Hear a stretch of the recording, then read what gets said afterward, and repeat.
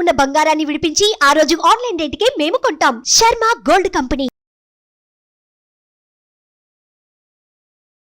నమస్తే, welcome to Suman TV. నేను మీ యామ్ని. ప్రస్తుతం మనతో ఉన్నారు ప్రముఖ ఆధ్యాత్మికవేత్త, ప్రముఖ జ్యోతిష వాస్తు పండితులు డాక్టర్ గుండపుడి శివసుధీర్ శర్మ గారు ఉన్నారు. గురుగారితో మాట్లాడి మనకున్న సందేహాలను అడిగి తెలుసుకుందాం. నమస్కారం గురుగారు. శ్రీమాత్రే నమః. శ్రీ గురుభ్యో నమః. గురుగారు, మనకి ఈ నెల గురు పౌర్ణమి రాబోతుంది కాబట్టి అసలు ఎవరిని ఆరాధించాలండి? ఆ రోజు ప్రత్యేకత గురించి కూడా తెలియచేయాలి మాకు. ఓం వ్యాసాయ విష్ణు రూపాయ వ్యాస రూపాయ విష్ణవే నమో వై బ్రహ్మనిధయే వాసిష్ఠాయ నమో నమః.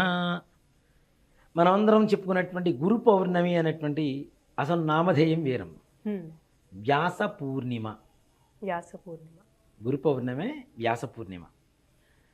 వ్యాసుడి జన్మతిథి, ఆయన పుట్టినటువంటి రోజు కాబట్టి ఆ పౌర్ణానికి వ్యాస పూర్ణిమ అనేటువంటి పేరు వచ్చింది. గురు పౌర్ణమి ఎందుకు అంటే వ్యాసుడు గురువుల్లో ప్రప్రథముడు అని చెప్పుకోవచ్చు. అందుకనే వ్యాసాయ విష్ణు రూపాయ వ్యాస రూపాయ విష్ణవే నమో వై బ్రహ్మనిధే వాసిష్ఠాయ నమో నమః అని చెబుతూ ఉంటాం. విష్ణుమూర్తి స్వరూపమే వ్యాసుడు అనేటువంటి. వ్యాసుడు అనేక రకాలైనటువంటి పురాణాలు, ఇతిహాసాలు ఇవన్నీ కూడా రచించారు ఆయన. కాబట్టి ఆయన గురువుగా భావిస్తూ ఉంటారు. అలాగే కృష్ణం వందే జగద్గురుం. ప్రపంచం మొత్తానికి ఎవరు గురువులు మొట్టమొదటిగా అంటే కృష్ణుడు అని చెప్తున్నాం కదా. కృష్ణం వందే జగద్గురు అని చెప్తున్నాం. అలాగే ఇప్పుడు మనకుండేటువంటి పీఠాధిపతులు, మఠాధిపతులు ఎవరైతే ఉన్నారో జగద్గురువుల పరంపరగా వస్తున్నటువంటి స్వామీజీలు, మన శృంగేరి కావచ్చు, కంచి కావచ్చు, అలాగే పూరి, ద్వారక ఇట్లాంటి దేవాలయాలు ఏవైతే పీఠాలు ఉన్నాయో అవన్నీ కూడాను జగద్గురువులు. వ్యాస పౌర్ణమి రోజున ఎవరిని పూజించాలి మొట్టమొదటిగా అంటే గురువుని పూజించాలి. మనకి విజ్ఞానాన్ని ప్రబోధించినటువంటి వాడు, అలాగే మన జీవితానికి కావాల్సినటువంటి జ్ఞానాన్ని ఇచ్చినటువంటి గురువు ఎవరైతే ఉన్నారో వాళ్ళని పూజించాలి అంటారు. మరి ఎవరిని పూజించాలి గురువు అంటే? గురువుగా ఎవరిని పూజించాలి? ముఖ్యంగా బడిలో చెప్పినటువంటి పాఠంతో పాటు జ్ఞాన సంపద, ఎవరితో ఎలా మాట్లాడాలి, ఎంతవరకు మాట్లాడాలి, ఎందుకు మాట్లాడాలి, ఏం మాట్లాడాలి, ఒక విధానం తెలియచడం, అదే జ్ఞాన సంపద అంటాం. ఇష్టం వచ్చినట్టు నోటికి వచ్చింది కదా అని చెప్పి పేలుతూ ఉంటారు కొంతమంది. ఆ గురువు లేదు, పాడు లేదు, ఇష్టం వచ్చినట్టు మాట్లాడుతుంటారు. అలా కాకుండా గురువు గారి పట్ల శ్రద్ధాభక్తులై ఉండాలి. బడిలో నేర్పించినటువంటి గురువుకి ప్రాధాన్యత ఇస్తున్నాం. అలాగే వడిలో కూర్చోబెట్టి నేర్పిన గురువు కూడా ఉంటారు, తండ్రి కదా. అందుకనే మనకు అక్షరాభ్యాసం అప్పుడు కూడా చూడండి, తండ్రి వడిలో కూర్చోబెట్టుకొని ఓం నమ శివాయ సిద్ధన్నమః అని చెప్పి రాయిస్తారు కదా. అంటే ఆది గురువు ఆయనే అవుతున్నాడుగా. అలాగే బ్రాహ్మణులకు ఉపనయనం చేస్తాం, ఉడుగు చేస్తూ ఉంటారు కదా, జంధ్యం వేస్తూ ఉంటారు. ఉపనయనం జరిగేటప్పుడు కూడా బ్రహ్మోపదేశం, గాయత్రోపదేశం తండ్రి గారి చేతనే పిల్లవాడికి చేయిస్తారు. అక్కడ కూడా ఆది గురువు మరలా తండ్రి అవుతున్నాడు. కాబట్టి ఇంట్లో తండ్రిని మూలబడేసి ఏదో వృద్ధాశ్రమంలో పడేసి తినడానికి తిండి కూడా పెట్టకుండా నీకు చదువు చెప్పినటువంటి గురువుగారి దగ్గరికి వెళ్ళి కాళ్ళు గడిగి పాలతో అభిషేకం చేసి పంచభక్ష పరవాన్నాలు భోజనం పెట్టి మంచి బట్టలు పెట్టి 1,00,000 రూపాయలు దక్షిణ ఇచ్చినా కూడా పుణ్యం రాదు. ఇక ఆది గురువు ఇంట్లో మూలపడేసి ఉంచావు పట్టించుకోకుండా, నీకు ఏదో ఆర్భాటం కోసం బయటకెళ్ళి చేస్తానంటే కరెక్ట్ కాదు కదా. ఫలితం ఉండదు, అంతే కదా. ఇప్పుడు ముఖ్యంగా ప్రపంచంలో మనకి మొట్టమొదటిగా మనం కళ్ళు తెరవగానే చూసేది ఎవరు? తల్లిని, అవునా? అలాగే కంటికి రెప్పలాగా కాపాడేటువంటి వాడు ఎవడు? తండ్రి. వీళ్ళిద్దరిని వదిలేసి ఎవరికో నేను పూజ చేస్తాను, ఎవరికో ఇది చేస్తాను అంటే దైవం కూడా హర్షించదు. కాబట్టి ఆది గురువుగా తండ్రిని చెబుతున్నాం. కాబట్టి మన దీంట్లో కూడా మాతృదేవో భవ, పితృదేవో భవ, ఆచార్య దేవో భవ అంటే ఆచార్యుడికి అంత ప్రధానమైనటువంటి స్థానాన్ని ఇచ్చింది మన సంప్రదాయం. అంటే గురువు గారు జ్ఞానాన్ని ప్రసాదించినటువంటి ఎవరైనా గురువే. విద్య ఒక్కటే కాదు, జ్ఞాన విద్యను ప్రసాదించినటువంటి ప్రతి ఒక్కరు కూడా మన గురువుతోనే సమానం. ఇప్పుడు ఏకలవ్యుడికి ఏమాత్రం గురువు అని చెప్పి ఆయన ఏం నేర్పించాడు?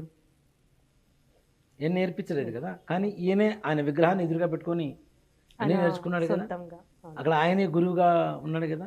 ఆయన గురువు గారు ఈ వేలు బొటన వేలు తీసివ్వమంటే తీసిచ్చాడు కదా. అవును. అంటే అక్కడ జ్ఞానం అనేది ఏంటంటే మనం సంపాదించుకునే మన దగ్గర ఉండాలి. అలాగే గురువు, అందుకనే శాస్త్రం ఏం చెబుతుందంటే స్త్రీ బుద్ధి ప్రళయాంతక పరబుద్ధిర్ వినాశక స్వబుద్ధి సుఖంచేవ గురుబుద్ధిర్ విశేషత. గురువుగారి అనుగ్రహం ఎవరి మీదైతే కలుగుతుందో వారి జీవితం ధన్యం. అంటే ఆ రోజు ప్రత్యేకంగా అండి సాయిబాబాకి పూజిస్తారు, దత్తాత్రేయ స్వామికి కూడా పూజిస్తారండి. అసలు ఎందుకలా? ఇక్కడ దత్తాత్రేయుడు గురు రూపం, గురు స్వరూపం మనకి. అందుకని గురు చరిత్ర పారాయణ కూడా ఆయన గురించే ఉంటుంది కదా అంతా కూడా. సాయిబాబా అంటే తర్వాత కాలంలో వచ్చింది. నేను సమర్థించాలా లేదా అనేటువంటి ఒక ఆత్మన్యూనత కలిగినటువంటి ఒక అనుమాన స్థితిలోనే పడిపోయింది. సాయిబాబా అని చెప్తున్నారు కొంతమంది, ఎక్కువగా ముస్లిం మత గురువు అని చెప్పి చెబుతున్నారు. కొంతమంది అసలు సాయిబాబా గుళ్ళ విగ్రహాలు ఎక్కడ ఏ గుళ్ళలో ఉండడానికి లేదు, హిందూ దేవాలయాలు అని చెప్పి కొంతమంది చెబుతున్నారు. ఇక్కడ ఏది ఏమైనా నేను చెప్పగలిగేది ఏంటంటే ఒక మనిషి మానవ ధర్మాన్ని అనుసరించడానికి కారణమైనటువంటి ప్రతి ఒక్కరూ కూడా గురువే. ఇప్పుడు ఆయన సాయిబాబా హిందువా కాదా తీసి పక్కన పెడదాం. అంటే కొన్ని మహిమలు ఉంటాయి కదండి, చెప్తా అయ్యో ఉంటాయేమో. వాళ్ళకి ఆయన ద్వారా 10 మందికి భోజనం అయితే, అన్నదానం అయితే జరుగుతుందిగా, 10 మందికి వ్యాపారం అయితే జరుగుతుందిగా, భుక్తి అయితే నడుస్తుందిగా. సో ఆయన గురువే అనుకోవచ్చు, దాంట్లో తప్పేం లేదు.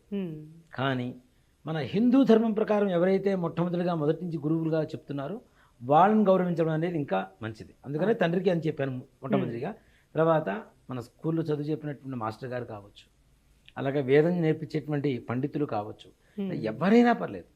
మన గురువుకి గురు పౌర్ణమి రోజున, వ్యాస పౌర్ణమి రోజున పొద్దున్న చక్కగా వెళ్ళి గురుగారి దగ్గరికి వెళ్ళి ఆయనకి కాళ్ళు కడిగి చక్కగా 2 పుష్పాలు ఆయన పాదాల దగ్గర వేసి ఆయనకి ఏదైనా మంచి వస్త్రం ఒకటి ఇచ్చి చక్కగా ఏదైనా ఒక స్వీట్ ఏదైనా ఇచ్చామనుకోండి, ఆయన కళ్ళల్లో ఎంత సంతోషంగా కనపడుతుంది కదా.